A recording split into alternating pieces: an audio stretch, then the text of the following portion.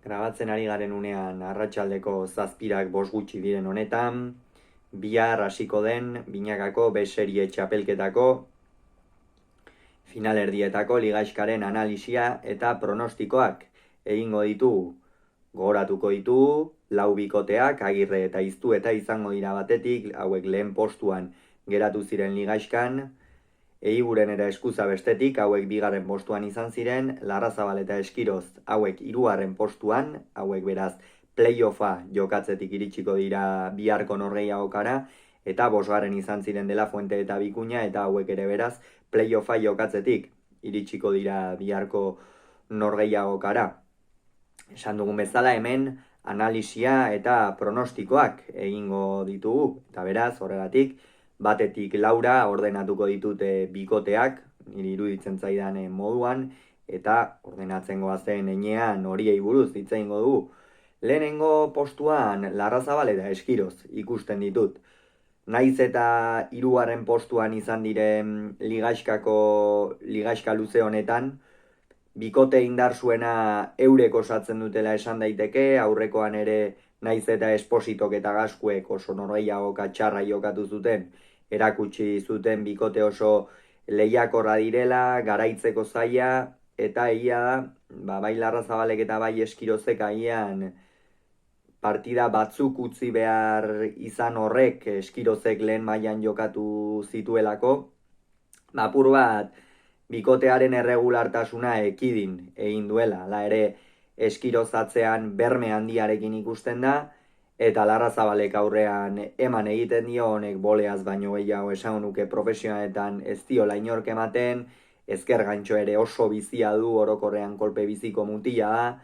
eta halako bikote bat duzunean beti favoritotzat eman behar duzu, naiz eta esan bezala lehen fasea ez duten espero bezain erregularra egin. Bigarren postuan Agirre eta Iztueta. Agirrek eta Iztuetak sekulako txapelketa egin dute, baina orain oso kontu zibili behar da, finalerdiak nahiko desberdinak izan hori baitira ligaiskari dagokionez, bestela esan Salaberria eta Oier Etxebarriari lehengo urtean gertatu zitzaiena, sekulako lehen fasea egin zuten biek alabiek, eta gero Aranon eta finalerdietan kalera joan eta ez zuten finalerako txartelik eskuratu. Beraz oso kontu zibili beharra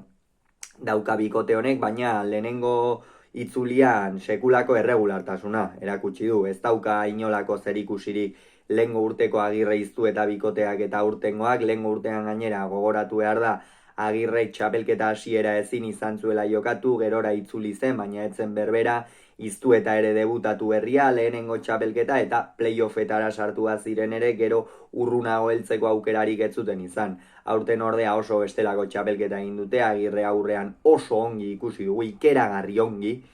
bai errematean, bai pilota mugitzerako garaian, eta batez ere defentsan, oso hankazulo gutxi uzten ditu defentsan Asier Agirrek, eta hori bikote honentzako oso garrantzitsua da. Eta Iztuetak ere sekulako txapelketa egin du, naiz eta arazotxo batzuekin ibili den Tolosarra, hor partida batzuk utzi behar izan zituen, eskuko arazoak zirela eta azkenerako jokatu zituen ia partida denetan oso maila ona erakutsi zuen, lehengo urtetikan sekulako hobekuntza egin du, gainera hobekuntza nabarmena ikusten da lehen mailan nik uste jokatu dezakeen atzelari bat badela, gainera lehengo urtean lehen norgehiagoka batzuk ipintzen zizkioten, lehen mailako pilotarien aurka, Albizuren aurka eta aurten berretsi dut zergatik ematen zizkioten aukera horiek, merezi dituelako, sekulako txapelketa egin du orain artean, baina orain finalerdietan beste kopla batzuk izango dira. Hirugarren postuan De La Fuente eta Bikuñak osatzen duten bikotea. De La Fuente eta Bikuñak osatzen duten bikotea beti gora joan da nabarmen gainera. Inigo Bikuñak txapelketa hasiera ez zuen oso ona egin behar bada, batez ere pilota asko galtzen zuen, ezin zion askotan pilotari neurria hartu eta De La Fuenteren lehenengo txapelketa izateak berari ere pixka bat erasan zion horrek, hala ere bigarren itzulian, sekulako bigarren itzulia egin dute eta azkenerako pentsa, bosgarren postuan amaitu eta Zubizarreta eta Ugartemendia bezalako bikote bati irabazteko gai izan ziren, batez ere Inigo Bikuñak azken 3-4 norgehiagoketan erakutsi duen mailagatik, nagusitasun handia erakutsi du norgehiagoka guztietan, pilota urrunago jarri du kolpea garbiago eta hobe tira dio, eta hori De La Fuentek bikain baliatu du, aurrean gainera profesionaletan hasi zenetik ona arte, ez da denbora ugari pasa, baina bai orain ikusten zaio De La Fuenteri beste abiadura bat ematen diola pilotari, beste gatz bat, eta hori ere garrantzitsua da. Aurrelari eugiararentzat eta horregatik sailkatzeko ez dut uste ematen dienik,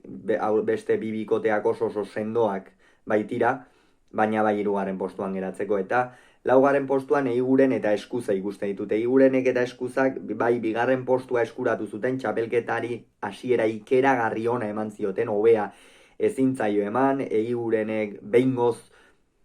binakako txapelketan sailkatzea lortu du, eta gainera zuzenean sailkatzea lortu du, lehen aldi sailkatzea lortu duen honetan, hori ere beretzako konfiantza aldetik eta oso garrantzitsua izango da, baina ez ditut sailkatzeko moduan ikusten. Eskuza ere eskuetatik arazo batzuekin ibili izan da txapelketa honetan zehar, eta orain ere ez da berme handienarekin ikusten, behar bada, baina batek daki, jotzailea da, zuloak irekitzen dituena, eta Eigurenek ere aurrean tantoa ederki amaitzen du. Beraz, bikote honek bere teoria hori praktikan egoki jartzen badu, erne ibili behar. Honekin zer esan nahi da, finalerdi oso irekiak direla, naiz eta nik Larrazabal eta Eskiroz gainontzekoen gainetik apurtxo bat ipiniko nituzken, oso irekiak dira finalerdiak, eta benetan gozatuko dugula, iruditzen zait. Hauxe beraz, esan beharreko guztia, aurrengoan gehiago izango zuen, bitartean izan agur.